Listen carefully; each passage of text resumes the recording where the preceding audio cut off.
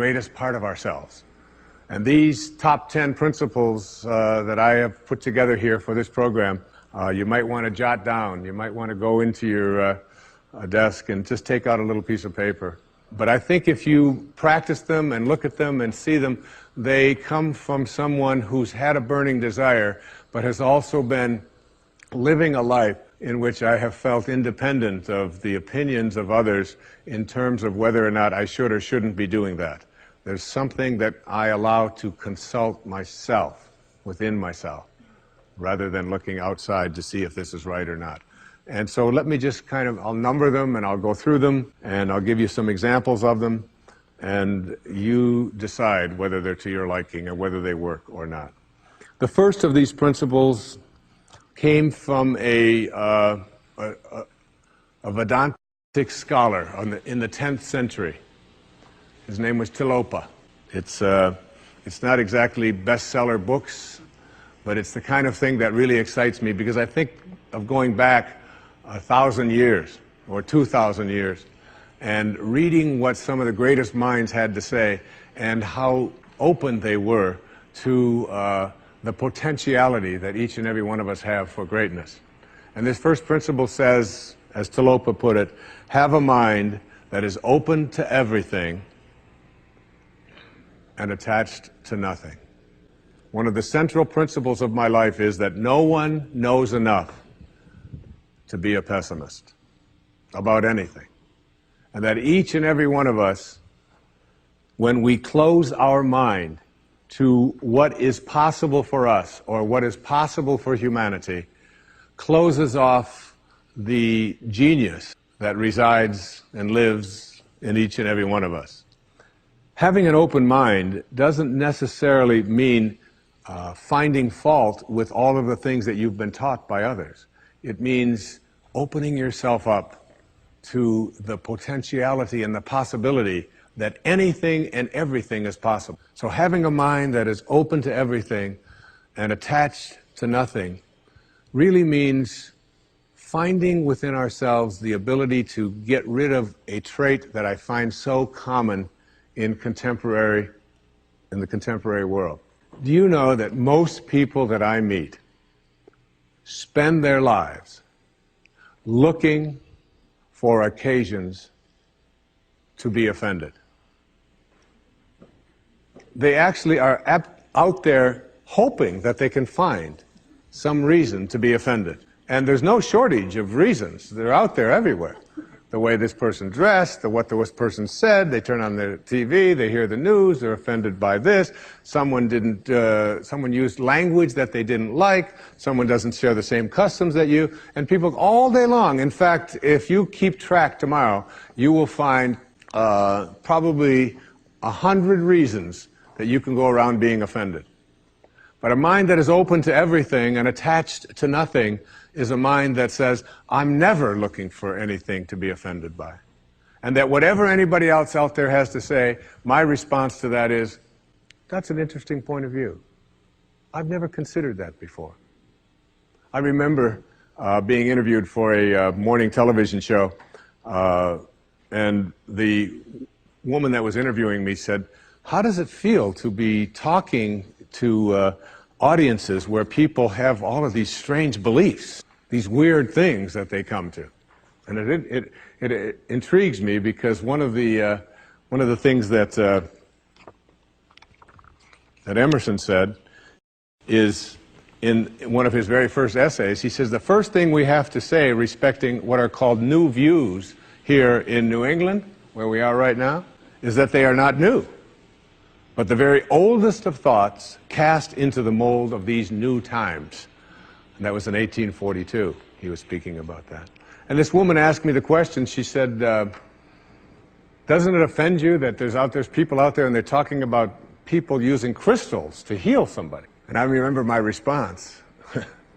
My response was that if I've got hemorrhoids and somebody out there is convincing me that crystals are going to heal them, I'm ordering crystal chairs. Why not? I mean, all you have to do is understand something called a placebo. And what is a placebo? It's nothing more than a convincing belief. If I hand you this pill and say this pill is going to cure your arthritis, and you take it and the pill is just a sugar pill, but your arthritis disappears, I'm into buying those placebos. Where can I get some of those placebos? And it's true of everything. And it's when you think about all the things that we enjoy and what our life is like, it took people who had a mind that wasn't closed to allow us to make the progress that we've made. Progress is impossible if you always do things the way you've always done things. But the other word in this, what Talopa said, is be attached nowhere. Be attached nowhere. Attachment really means I am deluding myself into a belief that if I can't have or if I can't do this or that thing, then somehow I am going to become immobilized. So an open mind that is detached. In my most recent book, in A Spiritual Solution to Every Problem, I have an observation. And it's an observation from Anthony DeMello, a man I respect enormously, a priest, who, in The Way to Love, puts it this way. Here's a great test for your relationships, especially the relationships that you're in with those whom you love, not your children, but your spouses and your lovers and so on. Try this test on for size. 1, I am not really attached to you at all. I am merely deluding myself into the belief that without you, I will not be happy. And 2, and here's the toughest test for non-attachment, I leave you free to be yourself, to think your thoughts, indulge your tastes, follow your inclination, behave in ways that you decide are to your liking. How's that for a challenge? And so what most of us do in our relationships and why they are not as successful as we would like them to be is that we become attached and we tell ourselves that if this person behaves in a way that I find offensive, then I can't be happy. I make my happiness, my fulfillment dependent upon those people that I love being what I think that they should be. And detachment doesn't mean being a victim. It just simply means I know that I can make my life fulfilled and happy by having a mind that is open to everything and attached nowhere. The second principle is a very simple principle. It says you can't give away what you don't have. Now, it sounds ridiculous, okay? But it's more than what meets the ear as you hear this. You can't give away what you don't have. People who are not good at giving away love can't give away love because they don't have it to give away. If I want to give you a dozen oranges, I can't give you those dozen oranges unless I go out and pick up 12 oranges someplace. Otherwise, all it is just empty rhetoric. And the same thing is true of virtually everything in your life. You can't give away love for others if you don't have love in here to give away. If what you have in here is contempt, if what you have in here is anger, if what you have in here is fear, then these are the things you're going to be giving away in your life.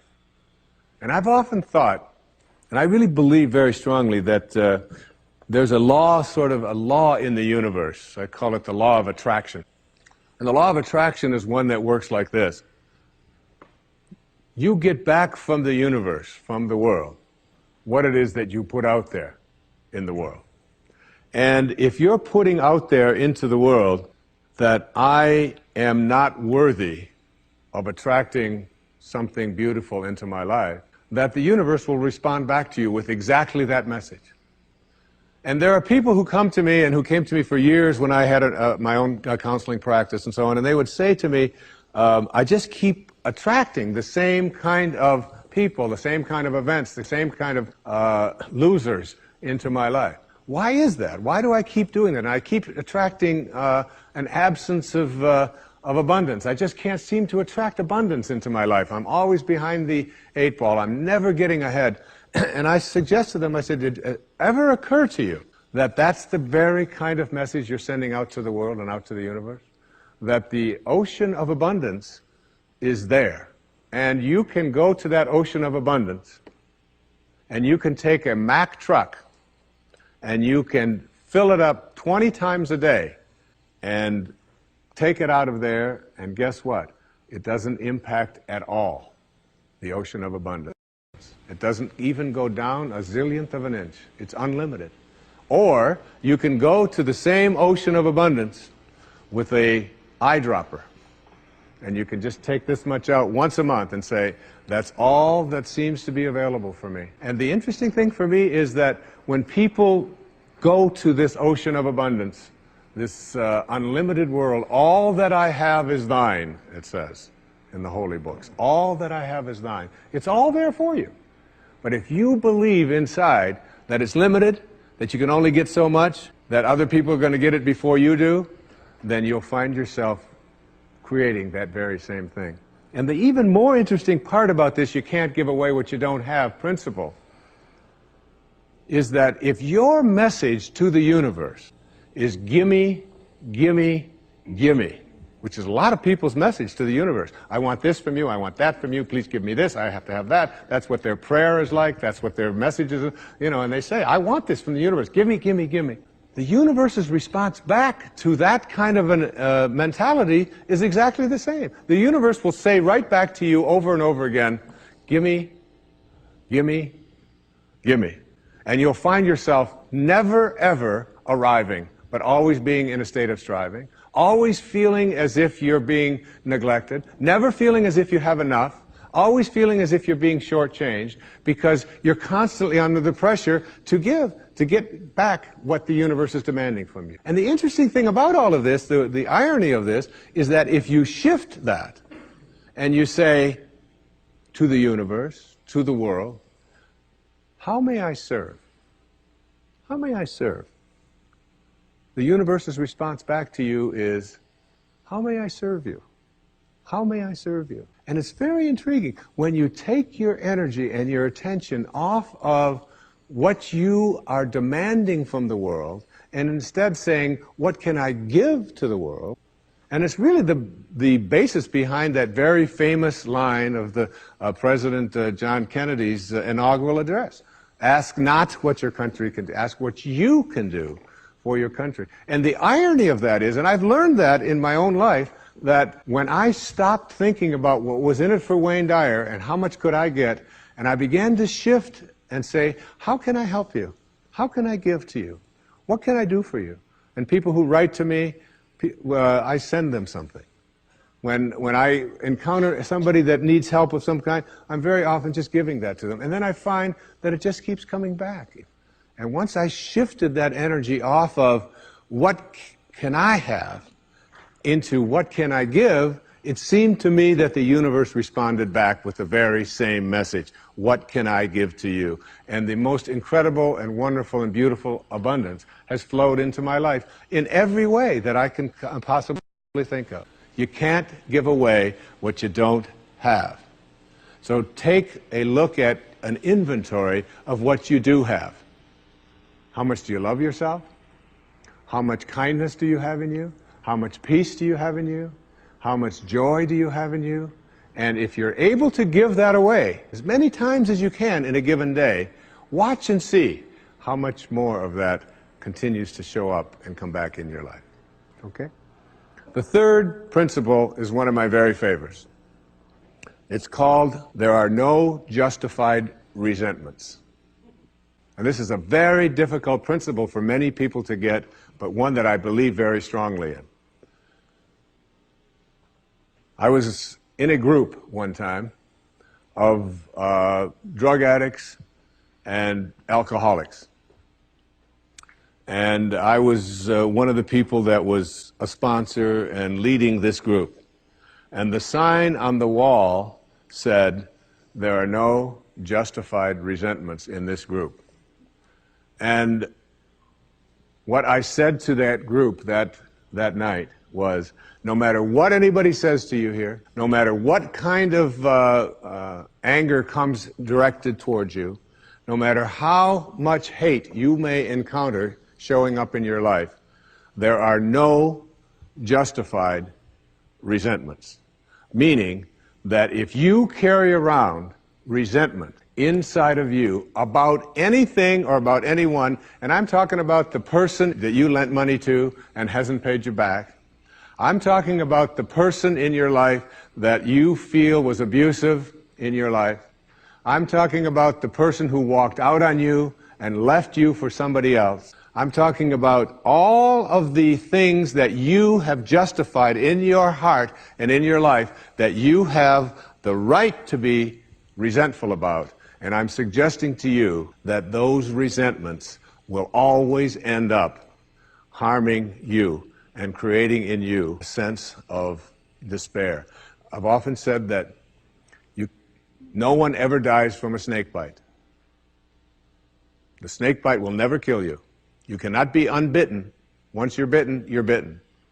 But it's the venom that continues to pour through your system after the bite that will end up destroying you. So now you have to take a look at all of the resentments that you may have in your life.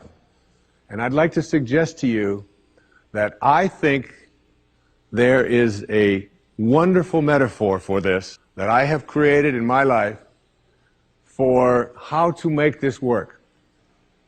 And I think that Regis Philbin is the one who's responsible for it, all right? My buddy Regis. There's a show called Who Wants to Be a Millionaire that has been popular all over the world. I'm in South Africa, it comes on, all right? I was in Australia, and they've got their own Australian version. And in Greece, they have the Greek edition of Who Wants to Be a Millionaire. And basically, this show has two levels that you have to get to. Now, the first level is the $1,000 level. And at the $1,000 level, you basically have to answer a question like, on your hand, you have some digits. Those digits on your hand are called your feet, your nose, your ears, your fingers. And everybody who ever goes on the show has this horrible dread that they're going to go out on one of those questions, right? So basically, in order to get to the $1,000 level, all you have to do is answer 5 pretty simple questions in order to get to the $1,000 level. Now, on this program, the $1,000 level for you in this metaphor means that you will leave with something if you get this. At least get this. This is the $1,000 level. You must send blame out of your life for any conditions of your life. Blame has to go. All right? Now, blame means if you're sitting there with a disease, you say without guilt, it's mine, I take responsibility for it. This means that if you have been through any tough circumstances in your life, this means if you have a minimal amount of financial security in your life, this means if your children don't get along with you, this means that if your neighbors are taking up a petition to get you out of the neighborhood, whatever it might be that's going on in your life, you name it, and everybody across this great country and across this world has a series of these things that you're willing to say, I am here because of the choices that I have made right now. I'm willing to say that. Even though it's difficult, and we know it's really not your fault. We know really there's a lot of people out there who are really bad, all right? But you're willing to say no blame. That's the first level, all right? That's where you understand no justified resentment. And then on the Who Wants to Be a Millionaire show, there is what is called the $32,000 level. And the $32,000 level is not only an opportunity for you to walk away with a sizable amount of goodies, which you can walk away from tonight in this program, but it also is the door opener to multi-wealth. But you got to get to this in order to have an opportunity to move into these transcendent levels, all right? Millionaire spiritual status, all right? You got to get through these next 5 questions. And this $32,000 question, or level rather, comes to this. It came to me from a quotation that I used in the writing of a spiritual solution to every problem.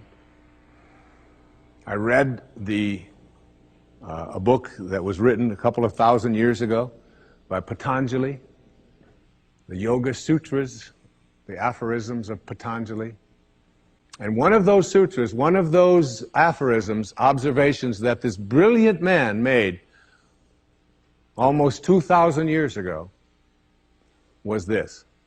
He said, if you become steadfast in your abstentions of thoughts of harm directed towards others, all living creatures will cease to feel enmity in your presence. Now this translates to blame, pretty basic. No more blame. I'm just not going to assign responsibility to other people for where I am, because now I have an opportunity to get rid of it. If I think someone else caused it, then I've got to wait for somebody else to change in order for me to get rid of it, and you might wait forever for that. But if I take responsibility for it, I can do something, including move on, which might be the most important thing to do. But at the higher level, when there are no justified resentments, what you are doing is what St. Francis did, Francesco. What you are doing is you are at a place where you are sending love in response to hate. You are literally saying, no matter what comes my way, I am going to be steadfast in my abstention of thoughts of harm directed toward others. I'm going to work hard at, no matter what comes my way, having it come out of me what I want to come out of me, and that is love, and that is a higher energy. And if you can get to that level, Patanjali said, all living creatures will cease to feel enmity in your presence. I have a little girl, a precious little girl. I have 6 precious girls and 2 precious sons, but I have a little girl who is almost 12. And she loves animals like no one I've ever met in my life. I mean, her whole life revolves around animals. And when we walk in the woods, butterflies avoid me, fly away from people around, and they come and they land right on her arm, and it happens all the time. All living creatures, she couldn't have a thought of harm directed towards any living creature. And Patanjali said to us, all living creatures will cease to feel fear or enmity or anger in the presence of those who can send love in response to hate. That's what I mean when I say there are no justified resentment.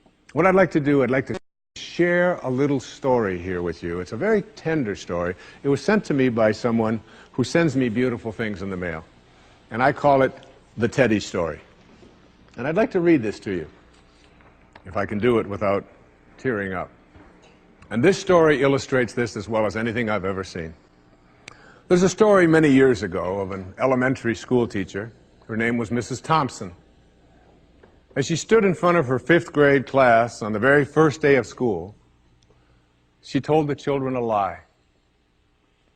Like most teachers, she looked at her students and said that she loved them all the same. But that was impossible, because there in the front row, slumped in his seat, was a little boy named Teddy Stoddard. Mrs. Thompson had watched Teddy the year before and noticed that he didn't play well with the other children, that his clothes were messy, and that he constantly needed a bath. Teddy could be unpleasant. It got to the point where Mrs. Thompson would actually take delight in marking his papers with a broad red pen and making bold X's and then putting a big F at the top of his papers. At the school where Mrs. Thompson taught, she was required to review each child's past records, and she put Teddy's off until last. However, when she reviewed his file, she was in for a surprise. Teddy's 1st grade teacher wrote, "Teddy is a bright child with a ready laugh. He does his work neatly, and he has good manners. He's a joy to be around." His 2nd grade teacher wrote, "Teddy's an excellent student, well liked by his classmates. But he's troubled because his mother has a terminal illness, and life at home must be a struggle."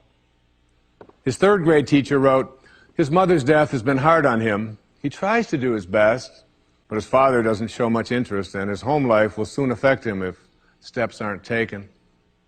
Teddy's fourth grade teacher wrote, "Teddy's withdrawn and doesn't show up much interest in school. He doesn't have many friends, and sometimes he even sleeps in class." By now, Mrs. Thompson realized the problem, and she was ashamed of herself. She felt even worse when her students brought her Christmas presents wrapped in beautiful ribbons and bright paper, except for Teddy's. His present was clumsily wrapped in heavy brown paper that he got from the grocery bag. Mrs. Thompson took pains to open it in the middle of the other presents. Some of the children started to laugh when she found a rhinestone bracelet with some of the stones missing and a bottle that was 1/4 full of perfume. But she stifled her children's laughter when she exclaimed how pretty the bracelet was, putting it on and dabbing some of the perfume on her wrist. Teddy Stoddard stayed after school that day just long enough to say, "Mrs. Thompson, today you smell just like my mom used to." After the children left, she cried for at least an hour. On the very day, she quit teaching reading, writing, and arithmetic, and instead, she began to teach children. Mrs. Thompson paid particular attention to Teddy. As she worked with him and his mind seemed to come alive, the more she encouraged him, the faster he responded. By the end of the year, Teddy had become one of the smartest children in the class, and despite her lie, became one of her teacher's pets. A year later, she found a note under the door from Teddy telling her that she was still the best teacher he ever had in his whole life. 6 years went by before she got another note from Teddy. He then wrote that he had finished high school third in his class, and she was still the best teacher he ever had in his whole life. 4 years after that, she got another letter saying that while things had been tough at times, he stayed in school and stuck with it, and would soon graduate from college with the highest of honors. He assured Mrs. Thompson that she was still the very best and favorite teacher he ever had in his whole life. Then 4 more years passed, and yet another letter came. This time he explained that after he got his bachelor's degree, he decided to go a little further. The letter explained that she was still the best and favorite teacher he ever had, but now his name was a little longer. The letter was signed Theodore F. Stoddard, M.D. But the story doesn't end there. You see, there was yet another letter that spring. Teddy said he'd met this girl and was going to be married. He explained that his father had died a couple of years ago, and he was wondering if Mrs. Thompson might agree to sit in the place at the wedding that was usually reserved for the mother of the groom. Of course, Mrs. Thompson did, and guess what? She wore that bracelet, the one with the several rhinestones missing. And she made sure she was wearing the perfume that Teddy remembered his mother wearing on their last Christmas together. They hugged each other, and Dr. Stoddard whispered in Mrs. Thompson's ear, "Thank you so much for making me feel important and showing me that I could make a difference." Mrs. Thompson came with tears in her eyes and whispered back, "Teddy, you have it all wrong. You were the one who taught me that I could make a difference. I didn't know how to teach until I met you." Isn't that a beautiful story? Yeah.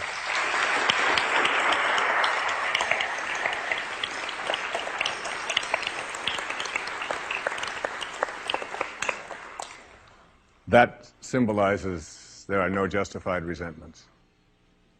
Work at reaching that $32,000 level, the place where the only thing you have to send is love, because that's what's inside. And that's the message of our greatest spiritual teachers. That's all they ever had to give away. The next principle I call "Don't die with your music still in you." And who better to quote than Thoreau right here in Concord when he talked about some of us hear a different drummer, and we must march to the music that we hear. But all of you, everybody watching, everybody here in this beautiful parish, all of you have some music playing. And all of you have a heroic mission. There's no accidents in this universe. We all show up here with a purpose. There's an intelligence that is a part of everything and everyone, and all of us are connected to it. And too many of us are afraid to listen to that music and march to it. You out there, I know you have a book you wanted to write. I know there's a composition you wanted to compose. I know there's a song you want to sing someplace. Maybe you want to raise horses out in Montana. Or maybe you want to open up an ice cream shop on Cape Cod. Who knows what it may be? Maybe you just want to travel and see the world. Maybe you want to go into a relationship with someone, but you've been afraid to, but your heart says it's the right thing to do. All of us feel something. And in Leo Tolstoy's famous novel, The Death of Ivan Ilyich, he asks this question that would be terrifying to me. He says, as he has his accountant from Moscow lying on his deathbed, contemplating the horror of this question, what if my whole life has been wrong? I've known what my music is. It's playing right now. As I stand here in front of you with these cameras and in this place, and as I sit down and write my books and tell the world what I know are my truths, I feel always completely on purpose and fulfilled. And no time will I ever come to the end of my life and say, what if my whole life has been wrong? Whoever you are, whatever that music is, however distant it may sound, however strange, however weird others may interpret it to be, don't get to the end of your life and know that you're going to leave and not have it played yet. Don't die with your music still in you. It's the message of the greatest teachers who've ever walked among us. It's the message I give to you today as one of the principles for success and peace in your life. The next principle I call embracing silence. And embracing silence is not that I say this to you because it's so important to be quiet. What I have learned, I have a dear friend, and many of you know, we've put out tapes together, we've appeared on stages all over the world together. He's like a brother to me. His name is Dr. Deepak Chopra, a medical doctor, and a dear and close friend. And whenever anything is going on in my family, if I'm having a problem with one of my children or with in my own life, and if I call him up and I'll say, Deepak, or his wife Rita, I'll say, Deepak, what do you think I should do? He always has the same answer, meditate. I'll say, yes, Deepak, I understand meditate, but I said, what do you think? He said, Wayne, go deep inside and meditate. Always meditate. I'll say, will you put Rita on? Wayne, meditate. I say, all right. And you know, I've learned a lot in meditation. But what I know most about getting quiet and getting peaceful is this, that there's only one power in the universe, and it doesn't matter what you call it. You can call it soul, spirit, consciousness, God. You can call it Louise. You can call it anything that you want. But as Alan Watts said, you can't get wet from the word water. It's not what we call something that gives it its substance. And this one power, this one force that flows through everything and allows everything to be, is indivisible. You can't cut it in half. You can't divide it. It's one. It's knowing the one. And everything in your life is almost always given a division. Male, female, young, old, tall, short, black, white, good, bad, up, down. These are all dichotomies. These are all these splits that we all have in our lives. The whole physical world that we live in and are immersed in, it's always immersed in this division. I used to teach course at St. John's University in New York, and I used to tell my students when I was trying to teach this principle, anybody who can come to class and bring with them a magnet that only has a North Pole, I'll give you an A in the course. You don't ever have to attend another class. And no matter how thin they would slice that magnet, there was always the South Pole, because the physical world is made up of dichotomies. But we have to learn to fuse the dichotomies. And in fusing the dichotomies and blending the one, that's what silence does for us. That's why embracing silence is so powerful. Because no matter how many times you cut silence in half, it's like zero. You still only get silence. In Zen, they say it's the space between the bars that holds the tiger. And it's the silence between the notes that makes the music. These words that are coming out of my mouth right now come out of the silence. And finding that silence and embracing it means that you go to the place within you that you cannot divide. Just like you can't divide the source, the one, the spirit. You can't divide that either. It's only one. So when you go into your silence and you begin to practice meditation and you begin to make this a part of your life and embrace silence, what you discover is this is where you'll come to know your soul. You'll make conscious contact with your soul. I can't tell you how many people that have come to me who have suffered from serious illnesses, who've been given diagnoses that it's terminal and that you can't do it, who have gone out to the wilderness and have decided that I am going to commune with nature. And the transcendentalists, Thoreau and Emerson, they believed that nature was our source and that we were all products of nature. And if you can get back to your source, if you can get back to that feeling of being with spirit, that's where healing can take place. And I've had wonderful stories of people who've told me that it was when I began to embrace that silence that I began to feel more connected to my source. Embrace silence because it's a way to come to know God, to know your source. Both are indivisible. The only experience you can have in your daily life that even comes close to a spiritual awakening is silence. The next principle I call giving up your personal history. And I learned it from a man named Carlos Castaneda, who once said that one day, he said, I finally realized that I no longer needed a personal history. And just like drinking, he said, I gave it up. And that, and only that, has made all the difference in the world. You know the nice thing about giving up your personal history is that if you don't have a story, you don't have to live up to it. All of us have these bags of manure that we carry around with us called our past. And the people who have done things to us and the events and the circumstances, all of this stuff that we use and we bond to. And we bond ourselves to these wounds of our past and we identify ourselves on the basis of these wounds. And every once in a while we set it down and we reach in there and we smear it all over ourselves. And then we wonder, why does my life smell so bad? I don't understand this. When in fact, the now, this moment, merging yourself into the now means that you may have been in a relationship. I had a woman from Holland who came over to see me whose husband had left her after 25 years. She had 4 children. And she just had been on the verge of suicide. And she was losing weight, and she was depressed, and she was taking all kinds of drugs for it. And she was getting sicker and sicker because she just couldn't get over it.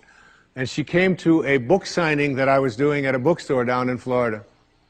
And she said, you've got to say something to me. You've got to say something to me that will help me to get over this. And I told her this line. I said, give up your personal history. Merge yourself here, now, into this moment.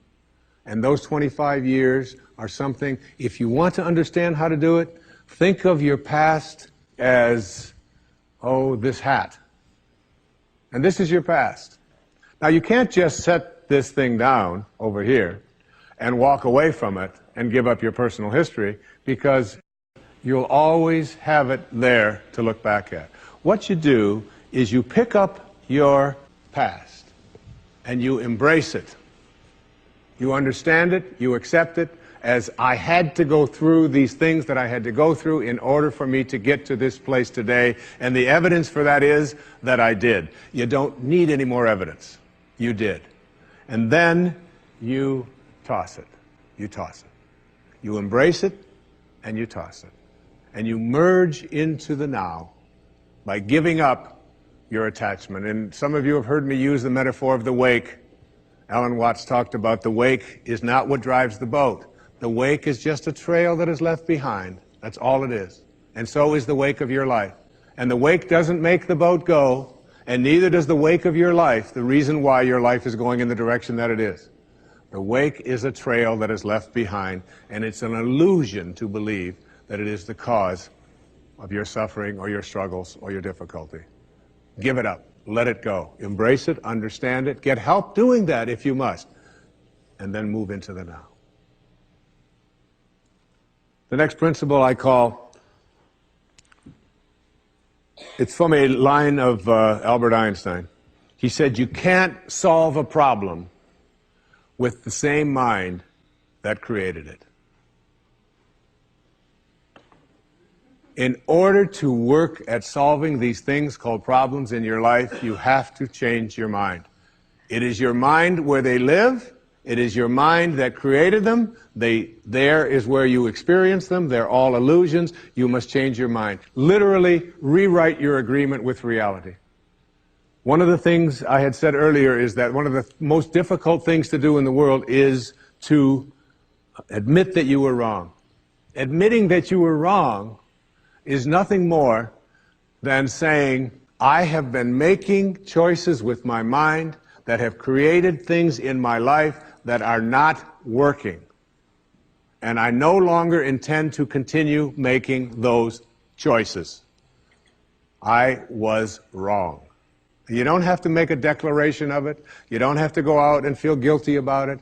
You just simply say, it didn't work. The relationship that I was in before, I behaved in these ways. I didn't realize that it wasn't working for me. Now I do, and this is where I choose to be now. The secret of a successful relationship is, to me, understanding that you put your attention and your energy in a person on what you love rather than what you don't love. Robert Frost said it so beautifully. We love the things we love for what they are. What they are. Not for what they ought to be, not for what they used to be, but for what they are. So when you look into the eyes of a person you're in a relationship with, whether it's your children, you catch them doing things right as much as you possibly can. That's oftentimes takes a lot of hunting, but you'll find it. And when you think that my relationship isn't working, remember, it's in my mind. What am I thinking about that person? And if I could just change my mind and put my thoughts on what I love about this person and keep them there, that makes the relationship flourish. And there are people who go through their entire relationship history with no anger, no hatred, no bitterness, and only love. The next principle is, I call it treating yourself as if you already were what you would like to become. In other words, you get out in front of your life and you see yourself as having already what you know you'd like to have and deserve to have. My children know how to do this perfectly. I have a daughter who wanted a prom dress, and the prom dress was way outside the budget that I thought a prom dress should be. Well, I thought a prom dress shouldn't cost over $20, so I do have a problem, right? But I upped it to somewhere around $250. I don't know how much, whatever. To me, it was still more than I paid for my first house, okay? But anyway, she called and said, Dad, this is the only prom dress I could wear. I've got to wear this prom dress. If I don't wear this prom dress, it's just on and on and on with this wonderful. You know, I saw a wonderful book about how to raise teenage daughters. The title of it is Get Out of My Life. But first, drive me and Cheryl to the mall. All right, that's the actual title. It's a good book. And so I told Serena, I said, it's just beyond the budget. I've got a certain amount of money that I'm willing to put for it. And she said, but I've already seen myself wearing it. I've already tried it on. I have a picture of myself in the dress in my living room, and I've already showed it to the guy who was taking me to the prom. I mean, it was this whole thing about, and she already saw herself in it. I said, well, if you see yourself in it, then you're going to have to also see yourself as earning the difference between what I'm willing to pay. And she drew up a contract. She went onto the computer, and on the background of the computer, you know, where they have these little background things they put on, there was 500 pictures of the dress, all right? And she signed a contract and said, I'll babysit, I'll do this, I'll do that, and I will pay the difference. And she did. And she wore the dress because she understood that you treat yourself as if you already are what you'd like to become. There's a genius in you. You have to treat yourself as if you already were that genius. There's something you're completely capable of. See yourself as already there. Then you'll act upon those thoughts because the ancestor to every action, said Emerson, is a thought. The next principle is called treasuring your divinity. Treasuring your divinity. There's a wonderful observation that I saw from Emerson in Self-Reliance. It's about trusting your divinity, knowing that you are connected to your source, knowing that you are a divine creation and that there are no accidents.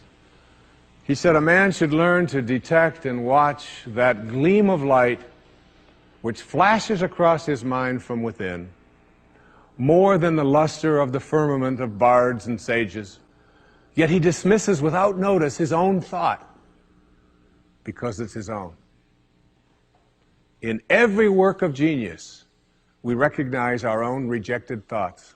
They come back to us with a certain alienated majesty. We often reject our thoughts, and we see the things that we think of as grand and as genius, and we reject them because they're our own.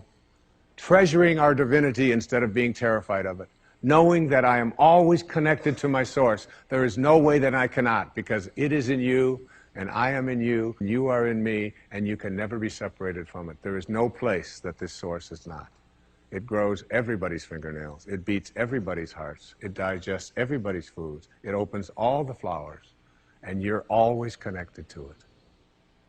And finally, the last principle I call wisdom is avoiding all thoughts which weaken you. You know, every thought has an energy, just like everything else in the universe. And if you have a thought of shame, it will weaken your muscles. And what is your heart but a muscle? If you raise a child who believe in shame and feel ashamed of themselves, every time they think that shameful thought, they will be weakened. And if you have a thought of fear, and if you have a thought of stress, and you have a thought of anguish and anxiety, all of these thoughts and many more are the thoughts that will always weaken you. When you are having a thought that you know is disempowering you, shift it. Shift it to one that is empowering rather than disempowering. And the thoughts that empower are thoughts of neutrality and willingness and love, and ultimately thoughts of divinity. And when you see a troubled person who is out there struggling at the highest level of unity consciousness or God consciousness or spiritual consciousness, you recognize yourself in all that you see. There, but for the grace of God, go I. And I am connected to that person. Changing your thoughts. I appeared on the Tonight Show many years ago, several times, quite a few times. And I remember coming home from the Tonight Show, and I was walking along the beach, and they had taped the show the night before, and I was out for a walk, and a woman who lived in the Northeast stopped me, and she said, "Didn't I see you last night on it? How could you be here?" I said, "Well, I flew the red eye, and I was walking along." And she said, "You know, we're moving down here." She said, "What are the people like here? What's it like?" And I said to her, I said, "Well, what are they like where you live?" She said, "Well," she said, I live in a very big city." And she said, "They're very pushy, and people are not very kind, and they don't have time for you." And she said, "It's really not very pleasant." She said, "That's one of the reasons I'm leaving there." I said, "Well, that's pretty much what you're going to find here." That's basically what the people are like here. On the way back on the same day, someone else who had seen me the night before on The Tonight Show, who had lived in the Midwest, stopped me and asked me almost the same question. She said, "You live here?" I said, "Yes." She said, "Well, my husband and I are moving here and we're looking for a school." She said, "What are the people like here? What's it like here?" I said, "What are they like in Chicago, where you live?" She said, "Oh," she said, "it's the Midwest." She said, "People are very friendly, they're open, they open their homes to you, they're very loving, they're very kind." She said, "It's a wonderful place." She said, "I love that, I'm going to really miss that." I said, "That's pretty much what you're going to find here." It's what you expect, it's what you think about that expands. It's what Emerson taught us. Ancestor to every action is a thought. Change your thoughts. Change your thoughts, change your thoughts, change your thoughts,